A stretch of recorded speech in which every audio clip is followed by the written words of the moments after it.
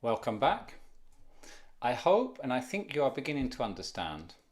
We need to carry on with more examples and with more practice. Good. Let's look at this example. In most languages, you would use the word go. Go in, go out. Okay. In this exercise, there is going to be no problem with the prepositions. The prepositions are in and out. Now I want you to think about the verbs. So, in other languages, you would say go in, and then maybe you could say walking, running, by bike, by car. He went in by car. Grammatically, this is correct. Very rarely will you hear an English speaker say something like this. We do not say he went in or he went out by car. It does not sound correct. It's not what an English person would say.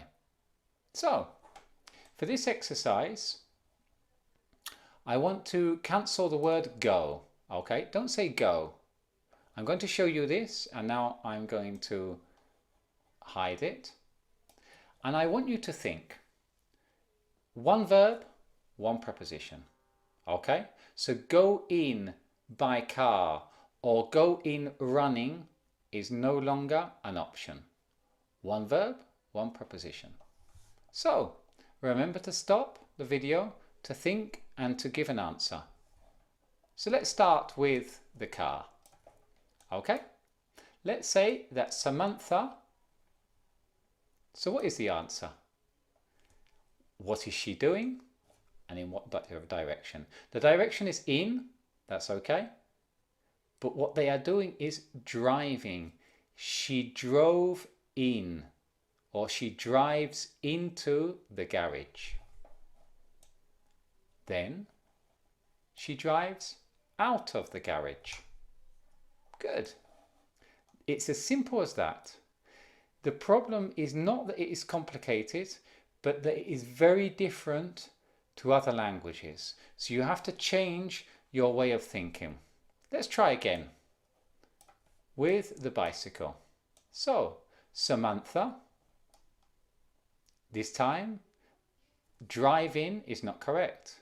The answer could be ride in or cycle in. We can see here, ride or cycle. In the past, you would say, she rode into the garage, she cycled into the garage. She rode out of the garage, she cycled out of the garage. And finally, the lady, the same thing.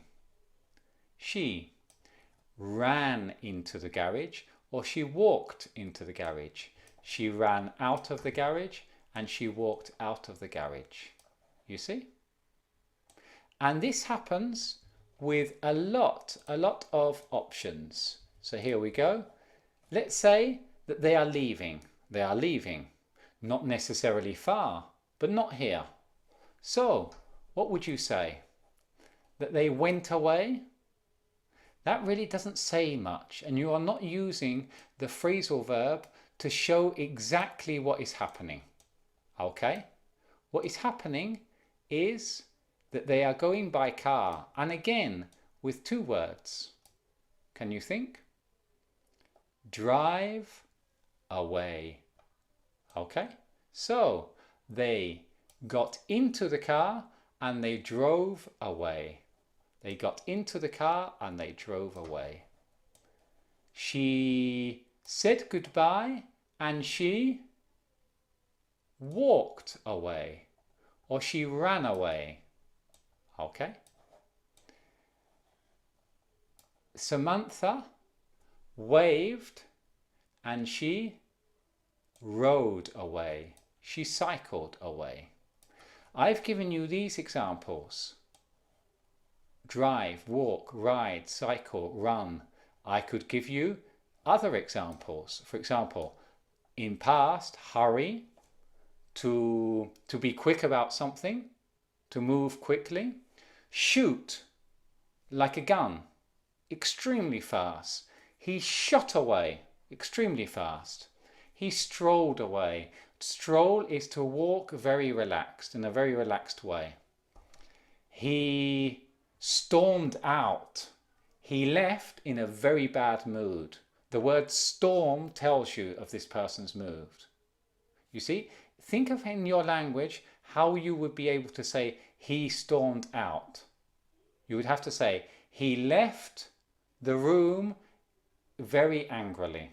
Something like this. And so you begin to see how specific, how economical phrasal verbs are. How you can say a lot with very little. And finally, he crept in. This is a teenager and he doesn't want his parents to hear. So he crept in. Again, how would you say this in your language? He came into the house very secretively. He crept in. Good. Good. I'm beginning to think that you are beginning to understand not the specific phrasal verbs, not learning each phrasal verb one by one, but to get the basic concept, the basic idea of how to use them. We're going to go up another level because I can see that you are ready. See you in the next chapter.